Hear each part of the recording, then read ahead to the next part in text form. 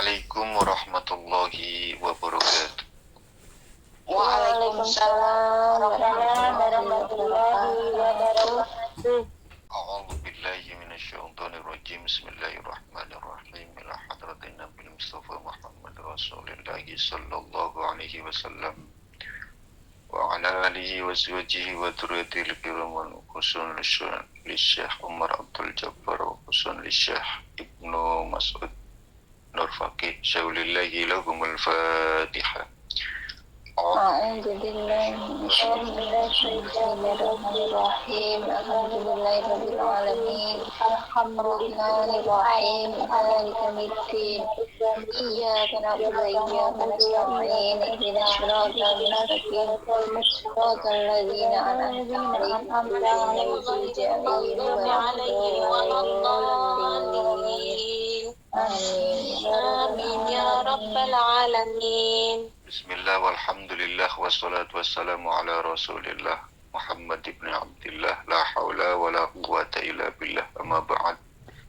Faqala al-musannif as-sanatul ula minal hijrati bana'ul masjidis syarif bad'ul adhan adhanu fajri ramadan adhanul jum'ah. Fi sanatil ula minal hijrati bana rasulu masjidahu asy-syarifa wa qad amila fihi binafsihi liyurghiba al-muslimina fil amali. Fi sanatil ula ing dalem taun kang kawitan minal hijrati saking hijrah bana bangun sapa Rasulullah masjidahu syarifa masjid masjid Rasul kang mulya. Waqad amila hale teman-teman melu kerja sapa Rasul fihi ing dalem bangun binafsihi kelawan dheweke Rasul liyurghiba trepon yen to padha nyenengake sapa Rasul al muslimina ing pira-pira wong Islam fil amali ing dalem kerja. Tahun pertama dari hijrah Nabi yang pertama kali dilakukan adalah membangun masjid, mendirikan masjid yang sekarang dinamakan Masjid Nabawi. Dan Nabi ya melu kerja, Bu. Melu urun tenaga. Artinya bahwa bukan sekedar semata-mata Nabi itu seorang pemimpin saenake dhewe merentah ning dhewe ora kerja, tapi yo ngutang waktu segala macam. Dan itu bisa menghadirkan liyurghibal muslimina, bikin wong-wong pada seneng, pada bunga. Artinya Rasul itu memberikan contoh yang baik. Begitulah teladan yang paling baik. Makanya Nabi itu adalah Nabi yang kompleks. Dari sisi manapun Nabi itu nggak ada cacat untuk tidak diikuti. Siapapun diri kita, presidenkah kita, panglimakah kita, rakyatkah kita, pedagangkah kita, pembisniskah kita, Nabi tetap bisa dijadikan contoh. Kalaulah ada seorang presiden, Nabi pemimpin juga. Kalaulah ada panglima perang, Nabi mimpin perang bahkan sampai tanggal giginya kena tombak. Artinya Nabi berdarah-darah. Sebagai seorang pembisnis, Nabi dagang, Bu. Artinya sebagai seorang kuli, Nabi kerja karo Khadijah, Bu. Artinya nggak ada kita itu bisa wah aku kan ngene, piye carane nyontoh Nabi, nggak bisa, Bu. Kita orang kaya, Nabi melamar Khadijah kalau dirupiahkan miliaran, Bu. Kita orang miskin, Nabi kadang nggak makan, Bu. Jadi jangan kita pikir bahwa Nabi kan seorang pemimpin penak tinggal nyuruh segala macam, ndak seperti itu. Jauh sebelum kita merasakan kelaparan, Nabi sudah lebih dulu kadang sehari nggak makan. Wa fiha suryal adzan. Lan ing dalem kang tahun kawitan suryal adzanu nindake apa adzan liyunabbiyal ghafilina. Trepon yen toh ngelingake apa adzan al ghafila ing wong-wong lagi. Wong-wong klalen wong lupa. Wa yudzakir sahi lan nuturi apa adzan as-sahi ing wong lali. Liyakunal ijtima'u aman supaya yen toh ana apa kumpulan iku rata. Di tahun yang sama Nabi pun meresmikan azan sebagai panggilan untuk orang-orang yang ingin menunaikan sholat. Apa tujuannya? Agar mereka itu diingatkan bahwa jam sekian itu sudah waktunya untuk sholat. Maka tinggalkan seluruh niaga. Jadi dulu pasar itu didirikan di pinggir masjid. Jadi aktivitasnya orang untuk urusan dunia itu akan selalu diingatkan untuk urusan akhirat. Ketika Bilal itu sudah datang mengumandangkan azan, maka seluruh pasar-pasar itu sepi. Ditinggalkan semuanya. Makanya nanti pada bab fikih ada satu hukum pas wayai dagang terus ada panggilan sholat, maka haram melayani, Bu. Haram melakukan transaksi. Dan ini cara ilmu fikih. Tapi saking akeh. Apakah itu bisa diterapkan di Indonesia? Nggak bisa, Bu. Bayangkan, misalkan begini, andai kata kita itu mengambil satu hukum tersebut, Indonesia itu mayoritas Muslim, adzane ora podo, Bu, ora bareng ngono lho. Misalkan zuhur itu jam 12 misalkan. Satu desa itu ada masjid, ada musola. Musolanya itu setiap RT ada, bahkan setiap gang. Ya kan? Yang RT kan kadang-kadang 2 gang gitu loh. Satu RT-nya. Setiap gang itu ada musola, misalkan. Masjid mulai azan, Allahu Akbar, Allahu Akbar. Kita berhenti. Artinya kita tidak melakukan transaksi. Selesai gang pertama azan, Allahu Akbar, Allahu Akbar. Selesai gang kedua azan, Allahu Akbar. Suwe, Bu. Ya. Lama. Kayak gini misalkan kita ngaji misalkan. Bukankah saat ada seruan azan itu seluruh aktivitas harus berhenti, termasuk ngaji? Tapi nek cara ini diterapkan di Indonesia ora dadi, Bu. Masalahnya yaitu tadi sambung sinambung. Terus berkelanjutan azannya ora bareng ngono lho. Ya repot. Makanya ada ulama sing wani mengambil satu keputusan, teruskan. Ya masalahnya itu tadi. Wazada Bilalun fi adzani subhi. Lan nambahi sapa sahabat Bilal ing dalam azan subuh. As-salatu khairum minan naum marrataini kelawan rong ambalan. Fawaqa mangka sepakat alaihi ing atase tambahan sapa Rasulullah sallallahu alaihi wasallam.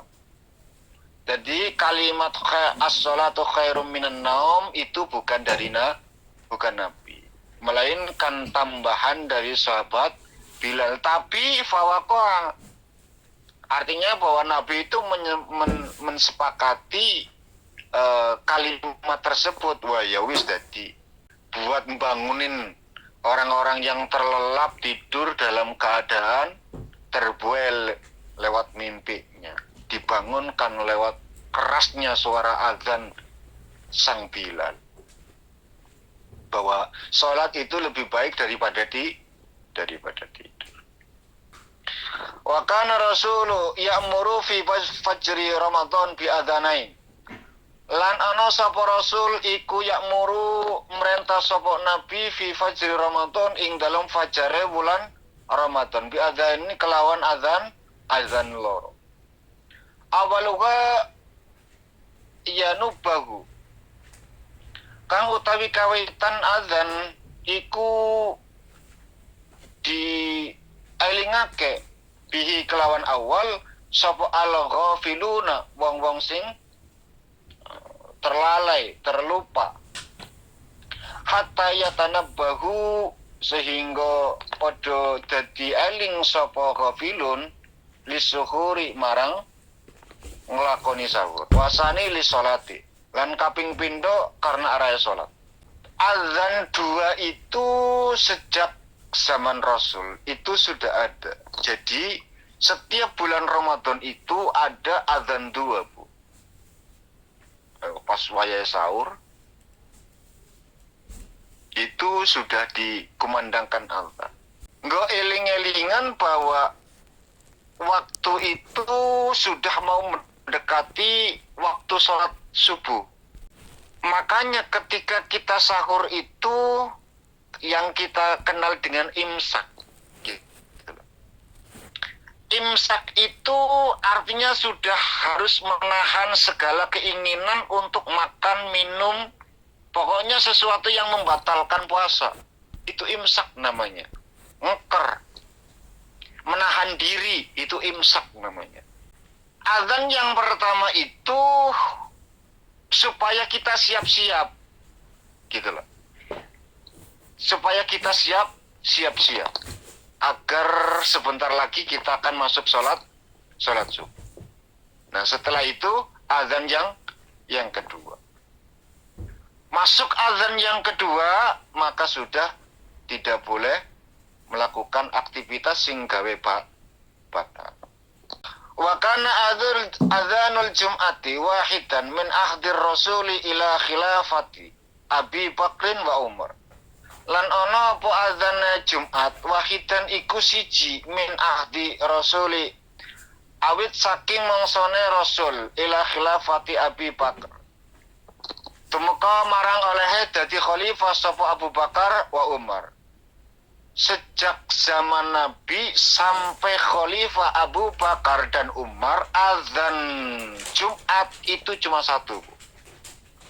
Ya, azan Jumat itu cuma satu yang sampai detik ini dipakai sama orang Muhammadiyah.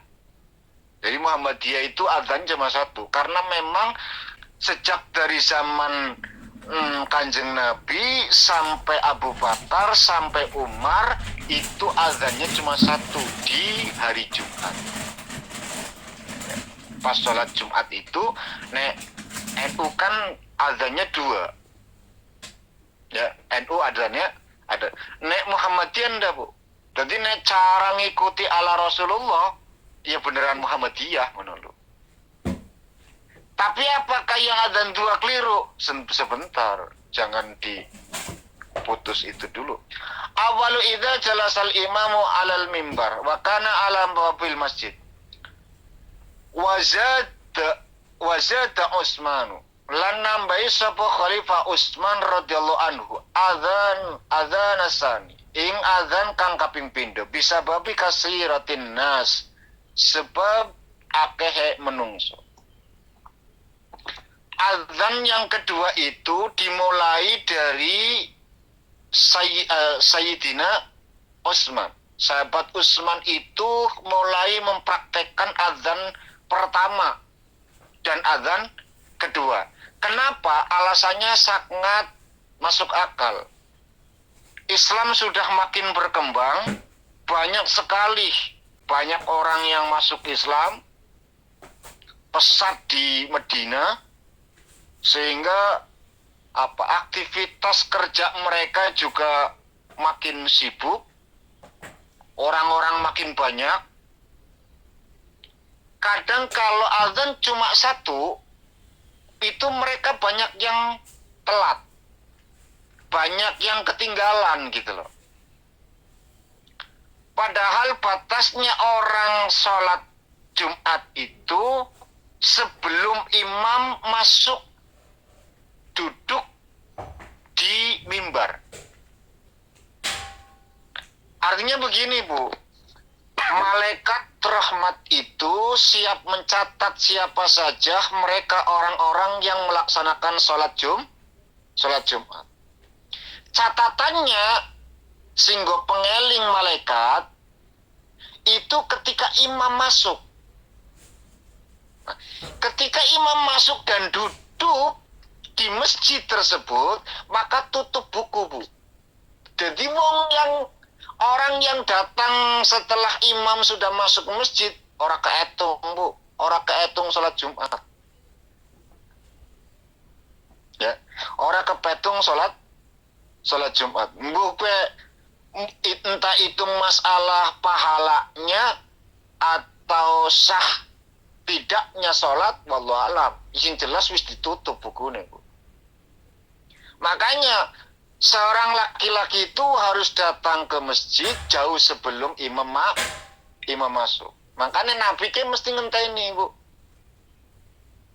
Sekiranya orang-orang itu sudah pada kumpul, baru Nabi keluar. Lah, masa Sayyidina Utsman orang makin banyak, kesibukan makin luar biasa. Ini kalau seperti ini repot. Banyak orang yang ketinggalan, kasihan mereka. Utsman pinter. Melihat fenomena yang semacam itu, Sayyidina Utsman punya inisiatif. Dibikin azan pertama, lalu azan kedua. Sehingga mereka tidak ketinggalan sholat Jumat. Sama seperti Sayyidina Umar.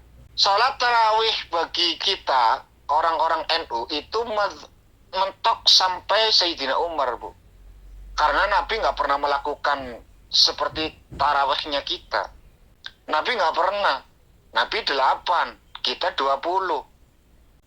Apakah keliru? Enggak. Karena Sayyidina Umar itu ketika menjadi seorang presiden, menjadi seorang khalifah, melihat fenomena, oh ini kalau sama seperti Rasulullah, orang-orang makin sepuh, orang-orang makin tua, kepayahan mereka terlalu lama berdiri. Akhirnya dibikin istirahat. Ya, dibikin istirahat. Dipecah gitu loh. Jumlahnya dipecah. Nilainya tetap sama. Itu kecerdasan pengganti-penggantinya Kanjeng Nabi. Abu Bakar, Umar, Utsman, Ali, itu luar biasa. Makanya mereka tetap mendapatkan gelar Khalifatu Rasulillah. Khalifah Kanjeng Nabi, penggantinya.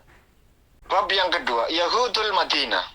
Adawatuhum lil muslimina ikhbaruhum anir rasuli qabla bi'satihi. Munafiku lil Madinati muahadatul Yahud.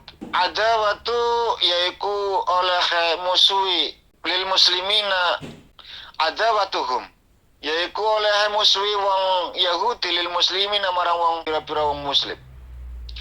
Ikhbaruhum oleh ngabari wong Yahudi anir rasul saking Rasulillah. Qabla bi'asatihim ing dalam sadurunge kawit kautuse Rasul. Munafiku lil Madinati, pira-pira wong munafike kota Madinah. Muahadatu al Yahudi. Perjanjiane wong-wong Yahudi. Lamma ra'at Yahudul Madinati intisyarul Islami fiha.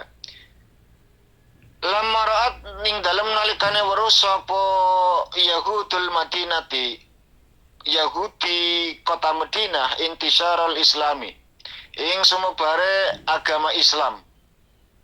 Fiha ing dalam kota Madinah adhara mangka mertelani sapa wong Yahudi al adawata lil muslimina ing muswi marang pira-pira wong Islam.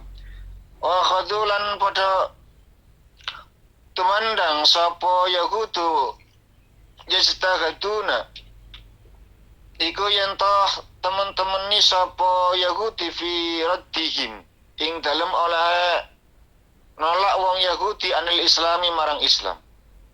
Wa kanu min qablu yukhbiruna arabal madinati. Wa kanu lan ono sapa Yahudi min qablu yukhbiruna saking sadurunge kautusan Nabi iku arabal madinati.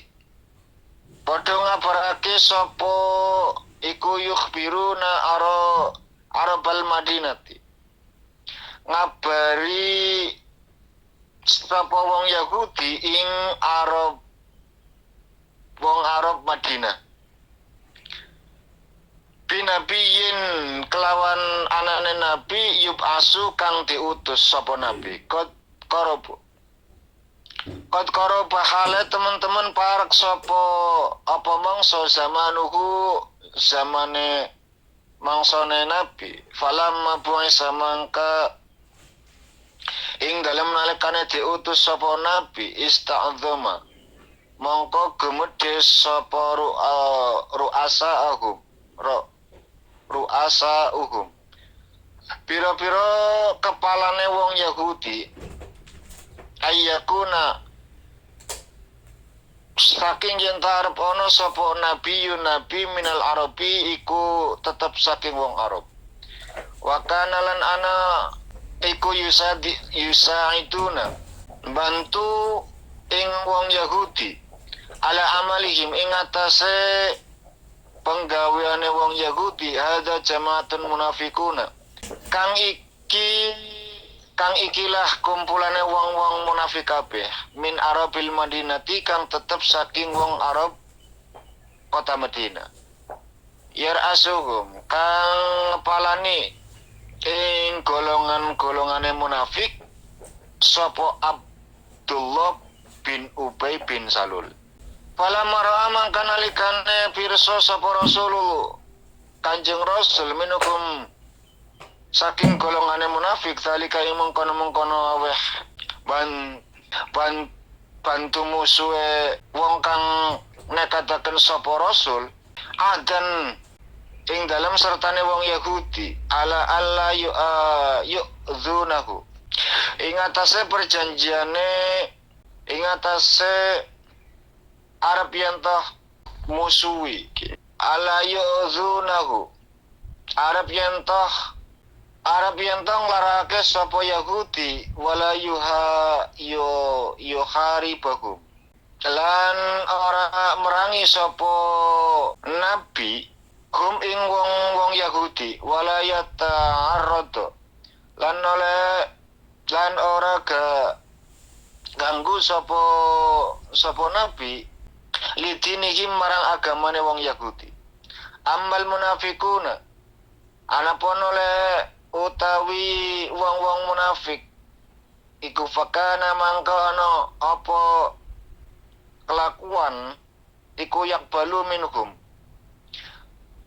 nerima hale tetep saking munafikun ma ing barang zuhara kang pertela apa ma waya trukulan ninggal apa ma barang batono kang samar apa ma.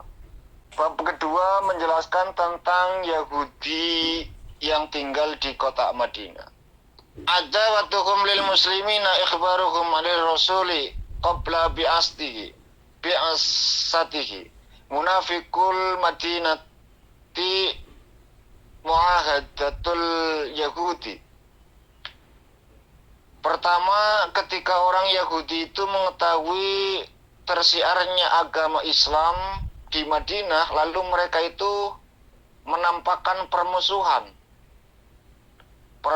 kepada kaum muslimin yang ada di kota Madinah. Lalu mereka pun gencar atau giat dalam usaha untuk menghalang-halangi orang masuk Islam. Sama seperti ketika kejadian waktu di Mekah. Kalau di Mekah itu kaum musyrikin, kalau di kalau di Madinah itu kaum kafir. Jadi ketika ada kalimat kafir itu pasti di Madinah. Ketika musyrik itu pasti di Mekah. Lamma ra'at Yahudul Madinati intisyaral Islami fiha adkharal adawata lil muslimina wa akhadhu yajtahiduna fi raddihim anil Islam. Sebelum itu mereka juga mengkabarkan orang-orang Arab Madinah akan datangnya seorang nabi yang sudah dekat waktunya. Tapi ya setelah nabi datang, maka pemimpin mereka itu sama congkak, sombong, karena mereka tidak menyukai kalau nabi itu dari orang Arab gitu loh. Kenapa? Karena keyakinan orang Yahudi itu kalau seorang rasul pasti keturunan Yahudi.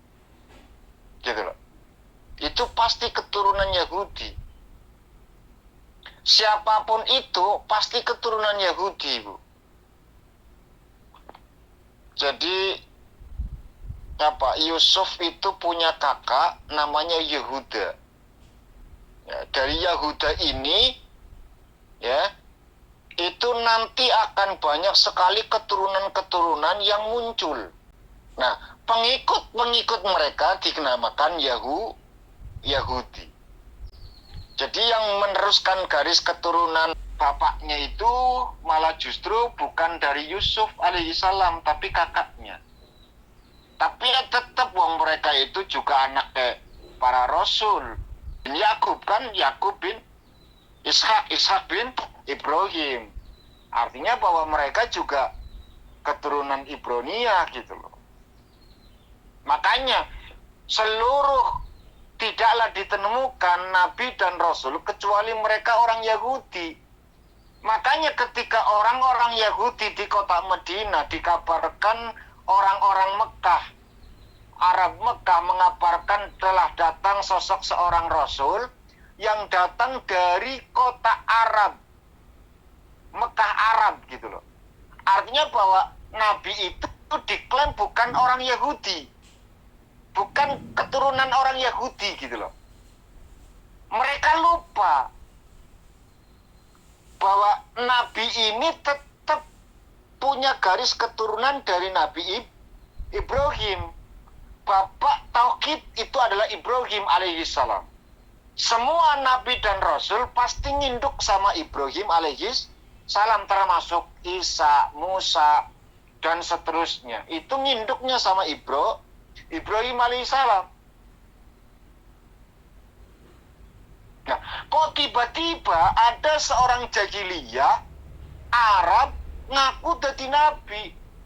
Jelas tidak mungkin, kata orang-orang Yahudi Madinah. Oh, nggak mungkin.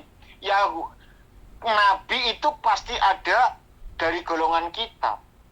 Yaitu nanti saat argumen, dan itu nanti saya akan ceritakan karena ada pelajarannya sendiri.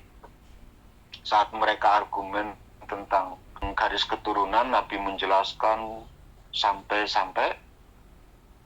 bahwa kita itu millata Ibrahimah Hanifah, bahwa kami pun. Terus mereka kelihatan bodohnya, wong Ibrahim juga siapa? Orang Yahudi, pengikut Yahudi gitu. Kan lucu, Bu. Ibrahim itu kata orang Yahudi Medina itu, katanya Ibrahim juga termasuk orang Yahudi, kelompok Yahudi. Padahal perjanjian mereka, kita argumen atas dasar keilmuan. Lalu orang Yahudi Madinah mengatakan kalimat itu, Nabi guyu ngakak. Kenapa? Karena kelihatan bodohnya, mereka mengingkari janji mereka bahwa kita berdebat ala keilmuan. Itu sudah di luar keilmuan. Ya bayangkan saja, wong Ibrahim kok diklaim sebagai pengikut Yahudi. Wong sebelum Yahudi itu ada Ibrahim. Yahuda bin Yakub bin Ishak bin Ibrahim. Kok Ibrahim ikut Yahuda? Kan keliru. Wis Nabi wis. Jare Kanjeng Nabi wis. Argumenmu wis nglantur jare Kanjeng Nabi. Wa kana min qablu yukhbiruna arabal madinati banini binabiyin yub'asu qad qaraba zamanuhu falamma yubis. Wa kana yusaiduhum ala amalihim hadza jama'atun munafiquna min arabil madinah yar'asuhum Abdullah bin Ubay bin Salul. Masuk pada tadi orang-orang Yahudi yang memusuhi Nabi, menghalang-halangi orang untuk masuk Islam. Sekarang golongannya orang-orang munafik. Bu, nek sumur mesti anak comberan, peceren. Seperti yang, dan saya ini akan selalu berkali-kali saya ngomong, wis jenengan bosan ya terserah. Sudah menjadi sunnatullah ketika kebaikan itu dihampiri. Ketika orang itu dijadikan baik oleh Allah, maka akan disekelilingi orang-orang munafik. Mesti, Bu. Itu sudah sunatullah. Allah pengennya ngono kuwe, Bu. Kapan derajat seorang hamba naik, pasti akan dikelilingi sama orang-orang munafik. Sama orang-orang yang tidak senang. Sama orang-orang sing ngiri. Sama orang-orang sing ora seneng blas. Mesti kuwe, Bu.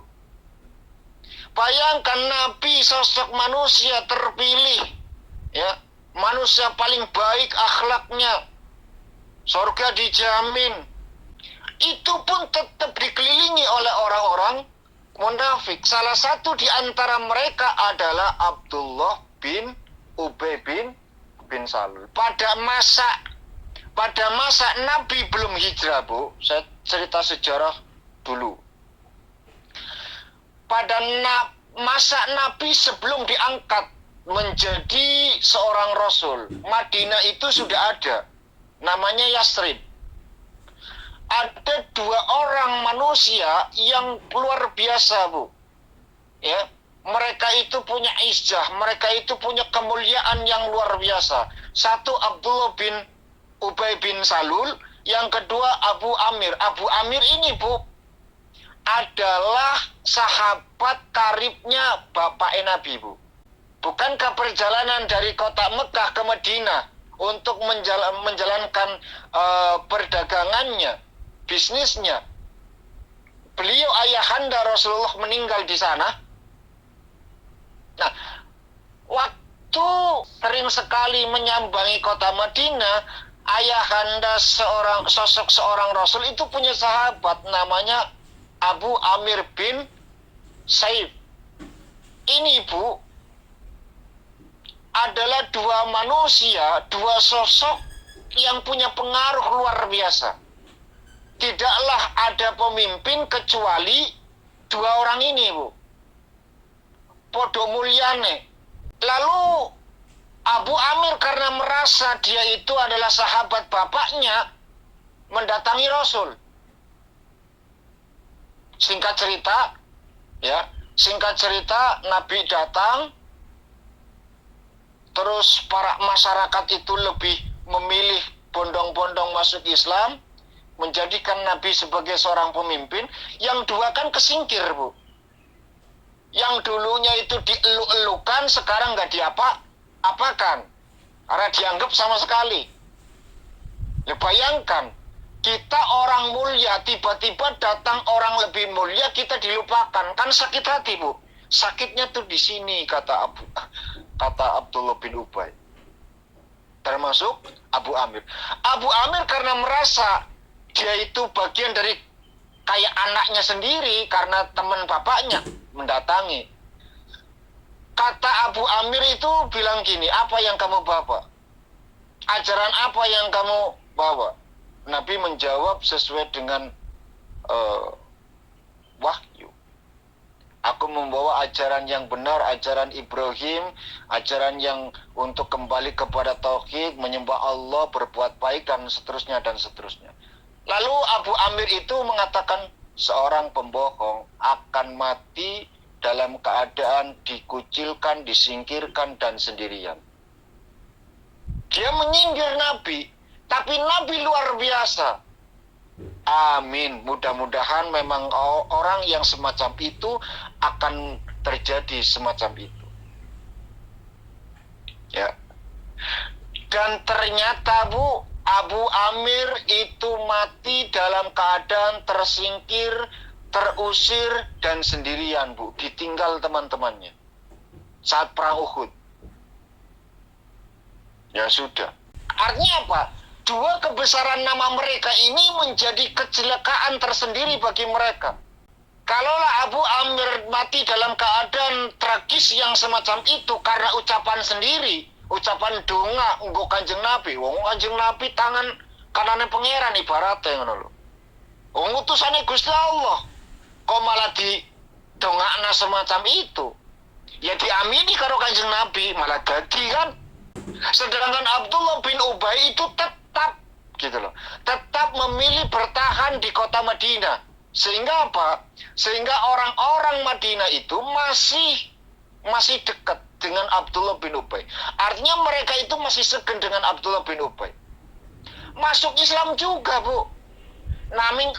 Tapi masuk Islamnya Abdullah bin Ubay itu bukan untuk secara sadar dan nalar, melainkan ingin menghancurkan Islam. Perilaku Abdullah bin Ubay ini diambil satu pelajaran oleh misionaris, Bu. Lalu mereka itu menjalankan misionaris. Nah, misionaris ini tujuannya apa? Mereka masuk Islam, menghafalkan Quran, baca Quran, meneliti Quran, cari kelemahan Islam itu di mana. Karena apa? Karena tombaknya Islam itu pada kitabnya. Maka mereka itu masuk Islam, belajar ilmu Quran, lalu ingin mencari kelemahannya. Sehingga banyak sekali para pendeta-pendeta itu yang masuk Islam karena memang tidak ada kelemahan dalam Quran. Banyak sekali orang-orang yang terjun misionaris itu pada masuk Islam. Selesai, Abdullah bin Ubay bin Salul ini luar biasa Bu. Sholat di belakang Nabi. Oh, luar biasa. Satu keunikan yang patut kita contoh. Nabi lagi jalan pakai keledai. Yuk naik keledai, jalan-jalan. Ada Abdullah bin Ubay beserta dengan teman-temannya di balik dinding. Melihat ada Abdullah bin Ubay, Nabi malu Bu. Kenapa? Karena Abdullah bin Ubay adalah sosok yang mulia, sosok yang dielelukan di sana. Nabi malu, akhirnya turun. Setelah turun menghampiri. Lalu Nabi membacakan ayat-ayat suci Al-Quran, mengajak mereka untuk beribadah kepada Allah, berbuat baik. Apa jawaban Abdullah bin Ubay Bu? Engkau benar. Weh, luar biasa Bu. Wong, wis takdir ilate ke ilat munafik Bu. Najan ning mburine ke ora enak, ngarep tetep enak Bu dirongokna. Engkau benar wahai Muhammad, kata Abdullah bin Ubay bin Salul. Engkau benar wahai Muhammad. Sudah sepantasnya mereka itu kau ajak. Ya. Apa kalimat terakhirnya? Tapi nggak usah maksain diri. Artinya apa? Kau cukup duduk di rumah. Kalau memang ada orang yang pengen berbuat baik, biar mereka itu yang mendatangimu. Nggak usah kau keluar untuk mencari mereka. Kan kurang ajar Bu. Murung Nabi Bu. Ya murungnya dari sisi manusianya gitu loh. Nek dari sisi kerasulannya Nabi nggak masalah. Itu belum seberapa ketimbang beliau saat menghadapi waktu di Mekah. Medina nggak ada antintri Bu. Nggak ada apa-apanya bagi Rasulullah. Paling ngadepi wong-wong munafik si model Abdullah bin Ubay. Wani ning buri, ning ngarep munduk-munduk. Kan. Tapi wong-wong musyrik Mekah kan hadep-hadepan pengen mateni Nabi kan. Dari Madinah orang Bu, aman Kanjeng Nabi. Ning dikelilingi wong-wong munafik. Salah satunya Abdullah bin Ubay, Abu Amir bin Saifi. Dan kroni-kroninya. Yo akeh wong-wong sing model ngono. Makanya nanti kan ada masjid saingan Bu. Didirikan masjid saingan. Ya alasannya karena mau datang ke Masjid Nabawi saking jauhnya, padahal mereka itu pengen tetap sholat berjamaah. Akhirnya Nabi mengizinkan. Setelah itu datang malaikat Jibril ke masjid, orapik tempat untuk mengadu domba. Akhirnya Nabi perintahkan untuk menghancurkan. Satu-satunya Nabi yang mengizinkan untuk dibangun masjid. Satu-satunya masjid yang sudah diizinkan Nabi untuk dibangun dan diratakan dengan bumi. Masjid kroni-kronine Abdullah bin Ubay bin Salul. Karena setiap selesai sholat, nah bayangkan mereka juga selalu membaca ayat setelah suratul Fatihah itu, tabbat yada abi lahabi wa tab ma aghna anhu maluhu wa ma kasab sayasla narun dzatal lahabi wa imratuh. Yang kedua itu abasa wa tawalla. Itu selalu itu, Bu. Pertama, mereka ingin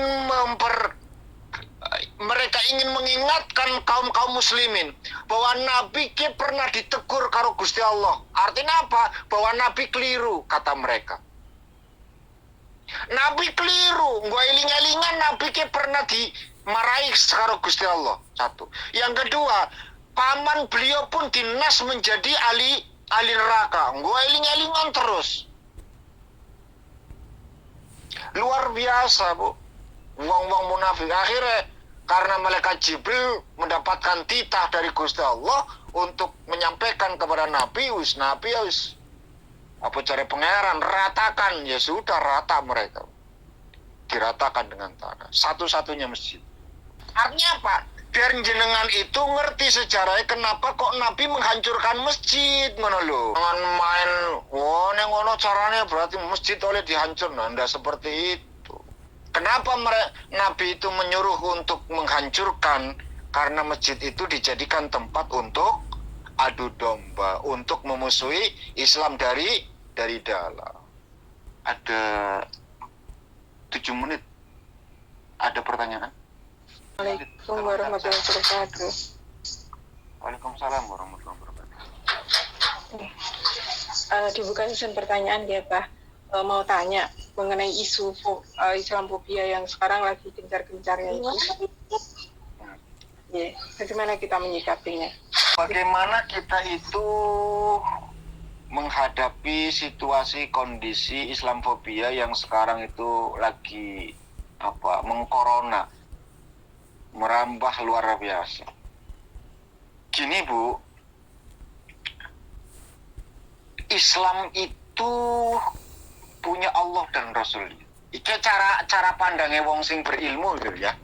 Cara pandangnya orang berilmu itu seperti ini, Bu. Cara pandangnya orang alim itu akan selalu seperti ini, siapapun itu orang. Islam itu milik Allah dan Rasulnya. Ya. Maka kita nggak usah mikirin Islam itu nanti akan bagaimana.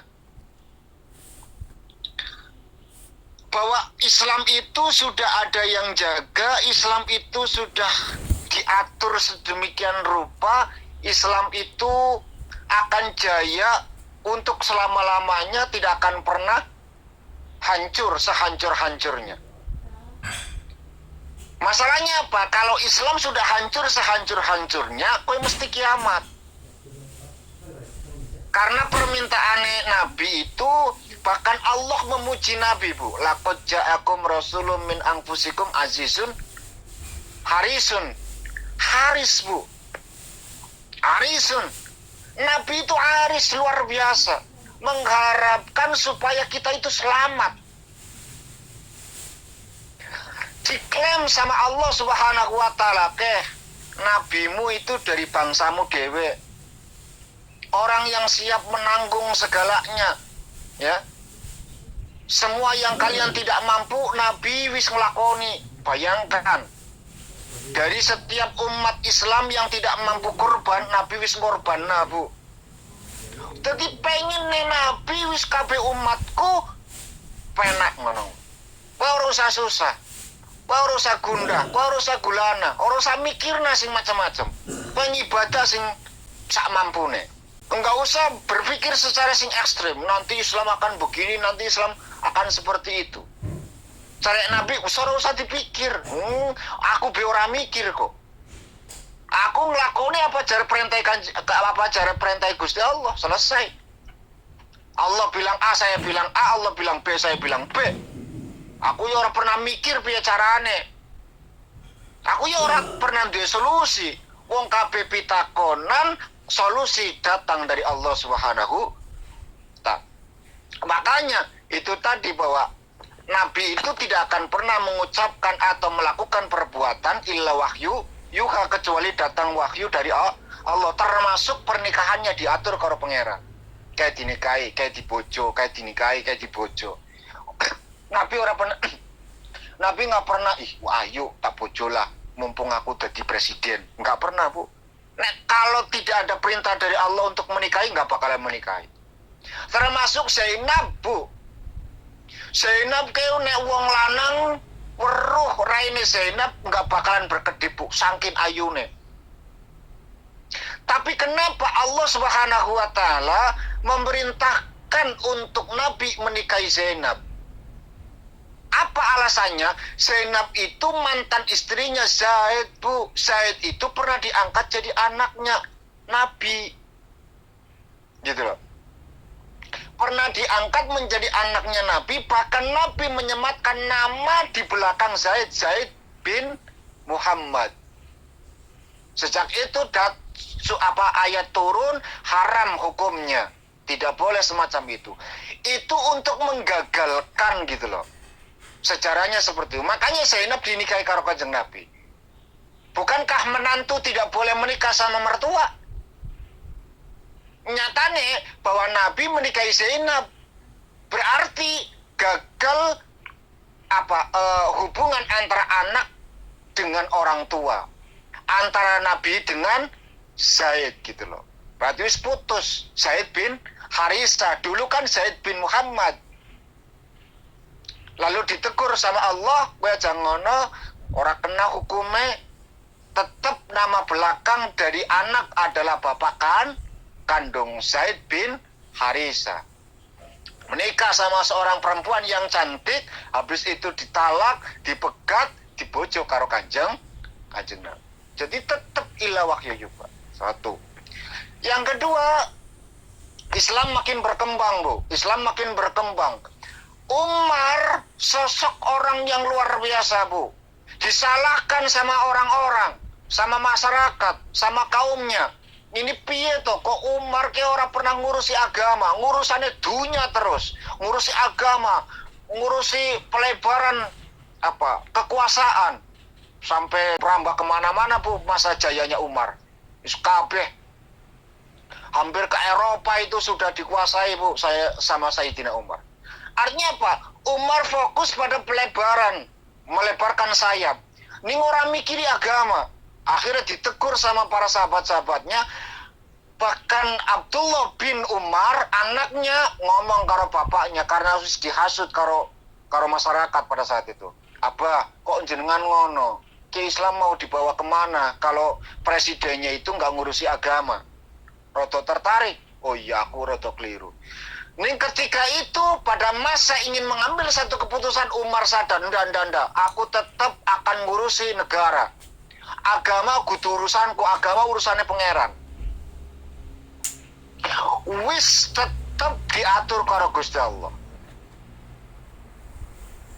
Yang ingin saya jawab, kesimpulannya adalah begini.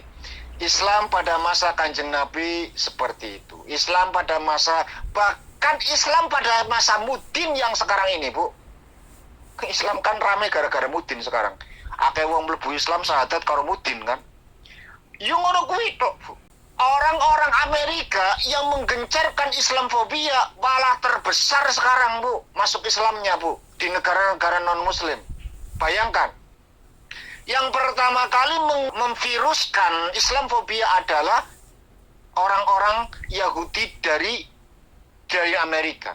Tapi ternyata orang-orang Amerika, murni orang-orang Amerika, malah justru paling banyak masuk Islam, Bu. Di antara negara-negara yang non-Muslim yang mereka itu sepakat dan setuju dengan Islamofobia. Belanda, Eropa, dan lain sebagainya. Amerika ini adalah sekarang jenengan klik Google. Ya, klik Google Islam di Amerika. Itu luar biasa, Bu. Ya semacam itu. Apa tujuannya? Allah luar biasa, Bu. Cuma ada satu jawaban dari pertanyaan jenengan. Lita'lamu annallaha ala kulli syai'in qadir. Cuma itu. Kabeh ben weruh Gusti Allah ki maha berkehendak. Yang tadinya Islamofobia malah justru pada mlebu Islam. Masyarakatnya malah pada mlebu padahal presidennya menggembar-gemborkan Islamofobia, takut dengan ajaran Islam, takut radikal, takut ada pengaruh karep-karepku kono lah singarani. Ning ternyata lita'lamu annallaha ala kulli syai'in qadir. Allah malah menjadikan Amerika itu pesat sekali perluasan penyebaran ajaran Islamnya. Jadi jenengan nggak usah merasa khawatir bagaimana kita menyikapi Islamofobia tersebut. Yang harus kita jaga dari kita pribadi dan anak-anak cucu kita, senantiasa kita mengingat Allah Subhanahu wa Ta'ala, ajarkan mereka tauhid, sholat, dan lain sebagainya, sebatas kita mampu dan sebatas kita tahu, sebatas kita bisa. Itu saja sudah cukup, dan selebihnya serahkan itu kepada Allah Subhanahu wa Ta'ala. Mudah-mudahan jawaban ini bisa dipahami. A'udzu billahi minasyaitonir rajim. Bismillahirrahmanirrahim. Allahumma shalli ala sayyidina Muhammad syabina karim takhna malan Muhammad wasallim wa barakatuh ala sahabat rasulullah Muhammad alamin hamdan syakiran hamdan na'iman hamdan yafina Sida ya rabbana lakal hamdu kama yanbaghi li jalali wajhika wa sultani. Allahumma yassir lana umurana marhatil qulubina wa abdanina was salamati wal afiyati fid dinina wa dunyana wa afiyatan fi jasadina wa zizatan fi ilmina wa biskina wa tawbatan qabla al-mautina wa rahmatan indal mautina wa maghfiratan ba'dal mautina. Allahumma khawwin alaina fi sakati mautina wa najata minan nar wal afwa indal sab. Allahumma laka salamna wa bika amanna wa ilaka tawakkalna wa ilaka abna faghfir lana ma qaddamna wa ma akharna wa asrarna wa ma a'lanna antal muqaddim wa antal muakhir la ilaha illa anta. Allahumma tina wa hdi li talamitina wa hdi li qaumina wa hdi li hasidina wa hdi li a'daina wa hdi li a'da'i dinina wa hdi ummat sayyidina Muhammadin sallallahu alaihi wasallam ila sabilika la ilaha illallah Muhammadur Rasulullah. Rabbana zalamna anfusana wa illam taghfir lana wa tarhamna lanakunanna minal khasirin. Rabbana la tuzigh qulubana ba'da idh hadaytana wa hab lana min ladunka rahmah innaka antal wahhab. Rabbana hab lana min azwajina wa dhurriyyatina qurrata a'yun waj'alna lil muttaqina imama.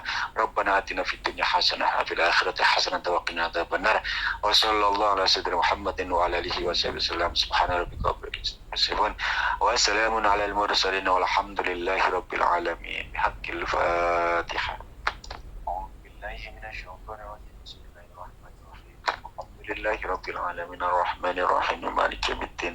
Iyyaka na'budu wa iyyaka nasta'in ihdinas siratal mustaqim siratal ladzina an'amta 'alaihim ghairil maghdubi 'alaihim waladdallin.